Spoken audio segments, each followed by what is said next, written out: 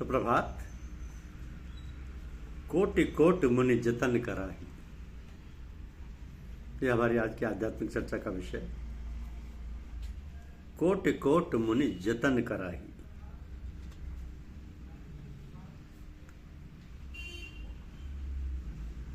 हमारे जीवन का लक्ष्य है मोक्ष। मोक्ष माने छुटकारा, मुक्त होना अथवा छूटना। तो जब कोई अपने को बंधा हुआ अटका हुआ ख्याल करता है, तभी वो छुटकारे की या मुक्त होने की कामना करेगा। तो बंधन जो होता है वो अधिकतर धन, स्त्री और पुत्रों में होता है। अतः जो भी इनमें लिप्त हो जाएगा वो बंधन महसूस करेगा, और ये बंधन इतना मजबूत होगा कि छूटना अति कठिन हो जाएगा। इसलिए कहा है कि कोटि कोटि मुनि जतन कराही, अंत राम कही आवत नाही। जो बातें हमें अच्छी लगती हैं और जिन कामों के करने में हम व्यस्त रहते हैं, हमारा मन फिर उन्हीं कामों की बार बार याद करता है। हमारी रुचि होने के कारण उन कामों में हमारा लगाव हो जाता है। लगाव का मतलब यह है कि फिर उन कामों के सिवाय हमें और कोई काम अच्छे नहीं लगते, और सारी गतिविधियां उन्हीं कामों को करने में लगी रहती है। और उसी प्रकार के आदमी औरतें भी अच्छे लगते हैं। लेकिन ये बात अच्छी नहीं है कि मनुष्य किसी प्रकार के काम में अटकाव कर ले। अटकाव का मतलब है भटकाव। भटकाव हो जाता है परमार्थ की ओर से। सारे मनुष्यों का लक्ष्य होता है धर्म, अर्थ, काम और मोक्ष। तो संसार के सारे कार्यकलाप इन्हीं के अंतर्गत आ जाते हैं। यदि इन चारों का सामंजस्य ठीक रहे तो जीवन जगमगा उठता है, और स्वयं साधारण रूप से ही इष्ट पद भी प्राप्त हो जाता है। तो सोचिए जरा, धर्म पहले और बाद में मोक्ष है, बीच में है अर्थ और काम।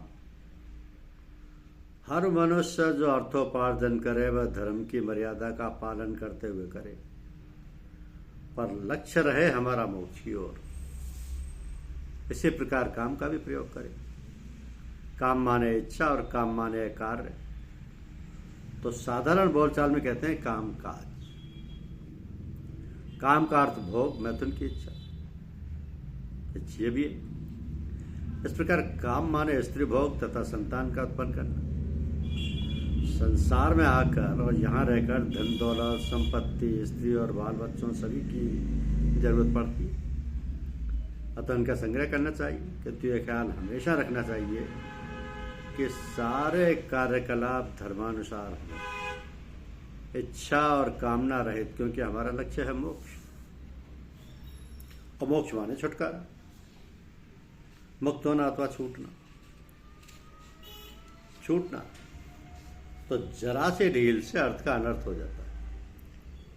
सभी लोगों को जागरूक रहकर निष्काम रूप से काम करना चाहिए, वरना हमारा ये मनुष्य जीवन निष्फल है। क्योंकि पशु भी सब वही काम करते हैं जो हम करते हैं। केवल धर्म ही मनुष्य में खास बात होती है,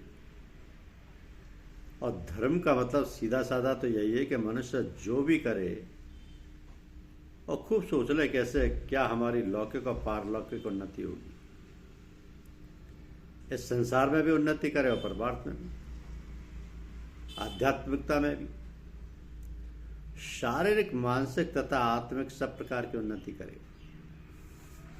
इस प्रकार जीवन उन्नतिशील होगा और मनुष्य संसार के लिए, प्राणी मात्र के लिए उपयोगी सिद्ध होगा। उससे सभी को सहानुभूति होगी, प्रेम होगा, सहृदयता होगी। ऐसे मनुष्य के संपर्क में आने वालों की उन्नति होगी, शांति मिलेगी और सौहार्दपूर्ण वातावरण रहेगा। इन सारी बातों का मतलब यह है कि मनुष्य को संसार में कमल के पत्ते की तरह रहना चाहिए। कमल का पत्ता पानी में रहता है, मगर पानी से बाहर निकालो तो पानी का असर नहीं रहता। संसार के सब कामकाज, भोग विलास करते हुए उनसे अलिप्त रहें, किसी में फंसे नहीं। काम करें और जब काम समाप्त हो जाए तब उसकी याद भी ना आए कि हमने ऐसा किया। दिल बयार दस्तबकार, हमारा मन भगवान में लगा रहे, भगवान का स्मरण करता रहे और काम सब करते रहे। काम समाप्त हुआ तो भगवान की याद कर लो, जिससे काम का ख्याल नहीं आएगा। परमात्मा का ही कार्य समझ कर करे, परमात्मा के लिए। ये सब बातें सभी लोग भली प्रकार जानते हैं और प्राय सब बतलाया जाता है, किंतु जब तक मनुष्य स्वयं अमल में नहीं लाएगा, उसी प्रकार अपना जीवन नहीं ढालेगा, तब तक पढ़ना लिखना और सुनना सब व्यर्थ है।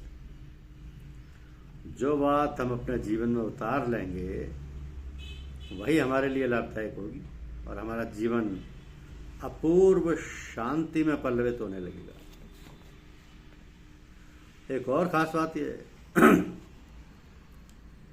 कि जिससे हम सरलता से अपने में उतार सकते हैं वो यह है कि रात में सोने से पहले अपने सब कार्यों पर जो सुबह से लेकर शाम तक किए हैं विचार करना चाहिए और देखना चाहिए कि कौन से अनुचित और कौन से उचित कार्य किए।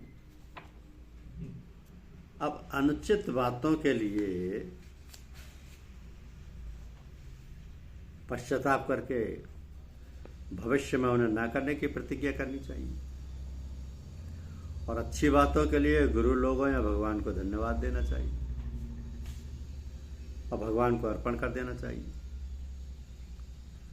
इस प्रकार प्रतिदिन ऐसा करने से अपने आप विवेक पैदा हो जाता है। मनुष्य जीवन दुर्लभ है, अतः इसकी साथ संभाल करनी चाहिए और जो जीवन का उद्देश्य है उसे पूरा करने का भरसक प्रयत्न करना चाहिए।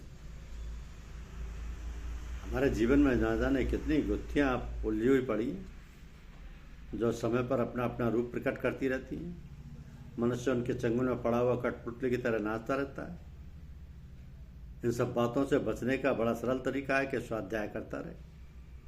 हमको कैसे रहना चाहिए, कैसे बात करनी चाहिए, कैसे बैठना चाहिए इत्यादि जीवन को पवित्र व स्वच्छ रखने की बातें हमको स्वाध्याय से मालूम होती। महापुरुषों की संगत करने से, साधु महात्माओं से मिलने से व सत्संग में बैठने से हमें जीवनचर्या को सुंदर बनाने की बातें मिलती, सुंदर बातें मिलती हैं। तो ये कोटि कोटि मुनि जतन कराही अंतराम के आवत नाई। हमको ये प्रयास करना होगा कि बंधन महसूस नहीं हो, इस बंधन से छूटना है, जिससे अंत समय में राम का नाम स्मरण हो जाए। धन्यवाद।